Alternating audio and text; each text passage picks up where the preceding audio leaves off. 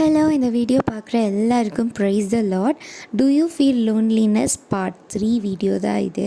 இதில் கண்டிப்பாக ஆண்டவர் உங்களோடு கூட பேசுவார்.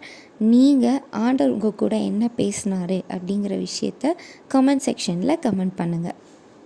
லாஸ்ட் அண்ட் ஃபைனலாக நம்ம பார்க்க போகிறது இன்ஜஸ்டிஸ் லோன்லினஸ். அப்படின்னா என்ன? இன்ஜஸ்டிஸ் லோன்லினஸ்னால் ஒன்றுமே இல்லை, வெரி சிம்பிள்.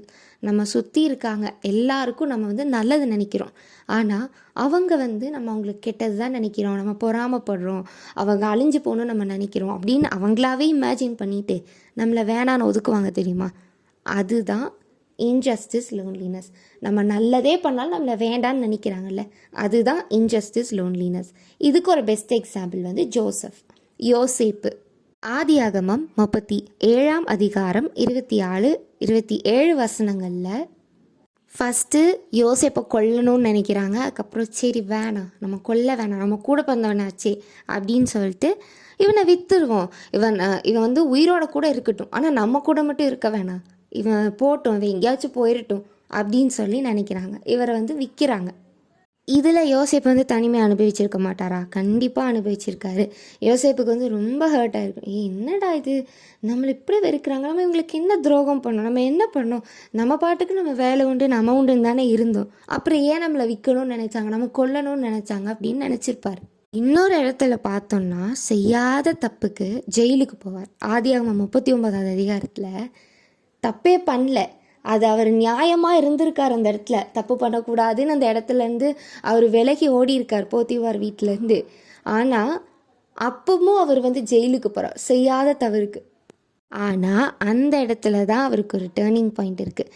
இவ்வளோ வருஷம் அவன் தனிமையை அனுபவிச்சிட்டான் இல்லையா? இப்போ அவருடைய லைஃப்பில் அந்த தனிமையெல்லாம் போகிற மாதிரி ஒரு விஷயம் இதுக்கப்புறம் நடக்க போகுது கொஞ்ச நாட்களில். அதுக்காக ஒரு விஷயத்தை ஏசப்பா பண்ணுறாரு. என்ன அப்படின்னா, அவர் இருக்க அந்த ஜெயிலில் யோசேப்புக்கு ஒரு ஜெயிலர் கண்களில் தயவு கிடைக்கும்படி செஞ்சு ஒரு பொசிஷனில் உட்கார வைக்கிறார். ஒரு கிட்டத்தட்ட ஒரு மேனேஜர் மாதிரி அந்த ஜெயிலில் இருக்க எல்லாரும் என்ன பண்ணுறாங்க, எல்லாரும் என்ன செய்கிறாங்க அப்படிங்கிறத நோட்டீஸ் பண்ணிட்டு ஜெயிலர் கிட்ட இவர் கன்வே பண்ணணும் எல்லாத்தையும். இவங்க இது பண்ணுறாங்க, இவங்க இது பண்ணுறாங்க அப்படின்னு சொல்லணும். இதுதான் யோசேப்போட வேலையாக இருக்குது. இவர் எப்படி இந்த வேலையை செய்யறது மூலிமா தனிமையிலேருந்து வெளியே வந்திருக்காரு அப்படின்னா, நம்ம ஒரு விஷயத்தில் கான்சென்ட்ரேட் பண்ணும்போது நம்ம தனிமையை மறந்துடுவோம். இப்போ நமக்கு பிடிச்ச விஷயம், இப்போ எனக்கு ட்ராயிங் பிடிக்கும் அப்படின்னா, நான் ட்ராயிங் பண்ணும்போது நான் லோன்லியாக இருக்க விஷயமே எனக்கு மறந்துடும் இல்லையா? Same, exactly the same.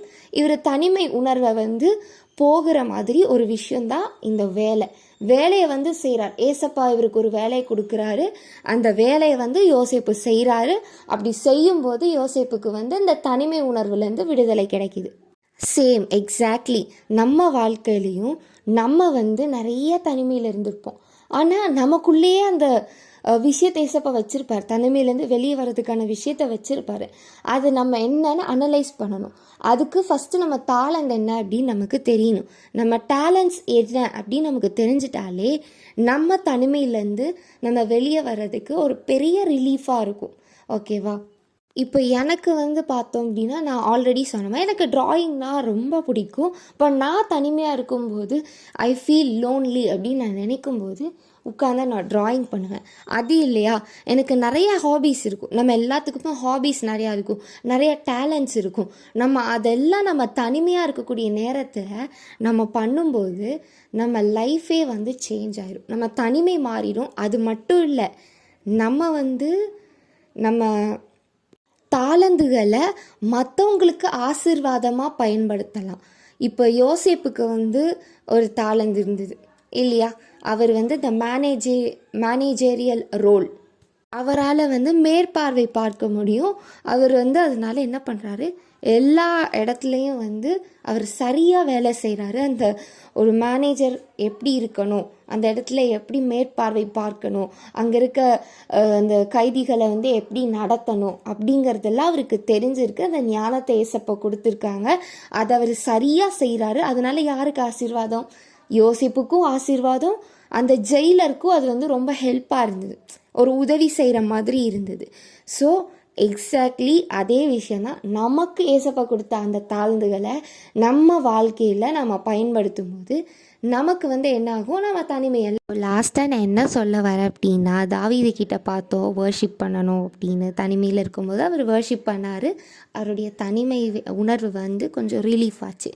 தென் எரேமியா அவருக்கு வார்த்தைகள், ஆண்டவருடைய வார்த்தைகள் நினைவு வந்தது. அது எப்படி, அவர் ரெகுலராக ஆண்டவருடைய வார்த்தையை படிச்சுட்டே இருந்தனால, அந்த வார்த்தையை எல்லாத்துக்கும் சொல்லிகிட்டே இருந்ததுனால அவருடைய அந்த தனிமை உணர்வு குறைஞ்சிது.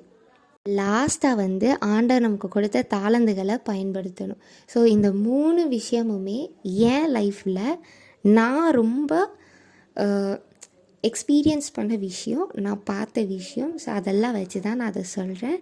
ஸோ நீங்களும் தனிமையில் இருந்தால் கண்டிப்பாக நான் சொல்கிற எல்லா விஷயத்தையும்